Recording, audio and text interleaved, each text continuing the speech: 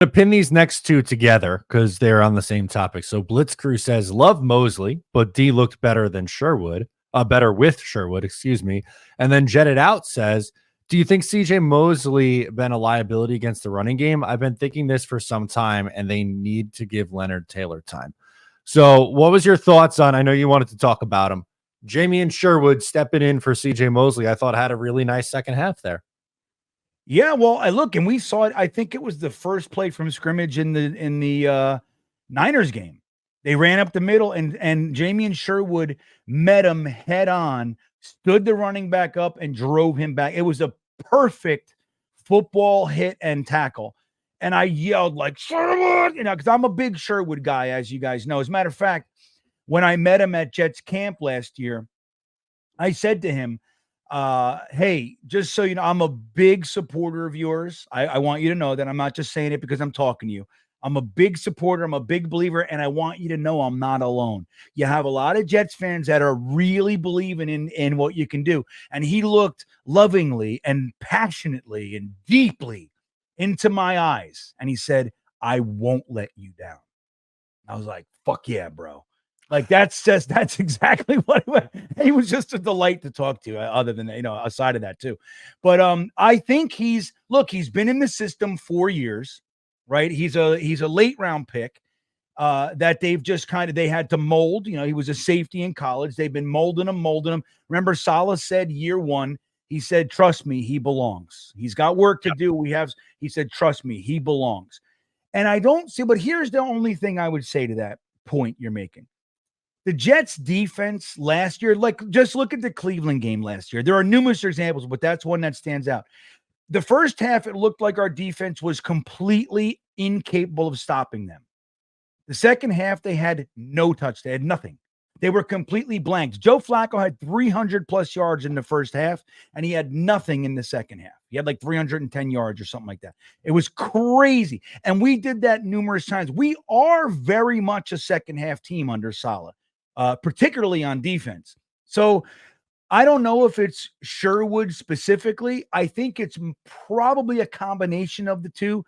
Jetted out, like that second half itis that we have. We wait till the halftime. We do something in the half. I don't know what adjustments or whatever we do. And we come out and we play cleaner football and we look better. But I'm going to tell you, Jamien Sherwood, I'm very high on him. He was the only Jet last year that had 0 missed tackles. When we're a team that's known for missing tackles and you have a linebacker that's known for, he doesn't miss, he missed none. That's a pretty damn good guy to have on the field. Plus, he had a 79 PFF rating in coverage this week.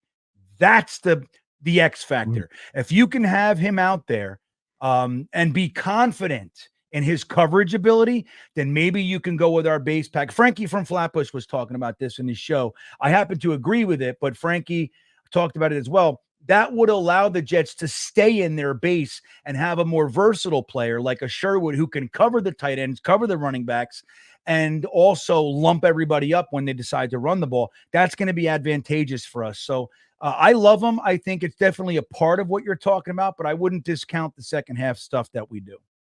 Yeah, and also too, I know on CJ Mosley, he hasn't looked good in the little that we've seen him in against San Francisco and against Tennessee. But I think part of that, he left both games for a portion. I think he was trying to play through and play hurt. He's been a step slower because he's another year older.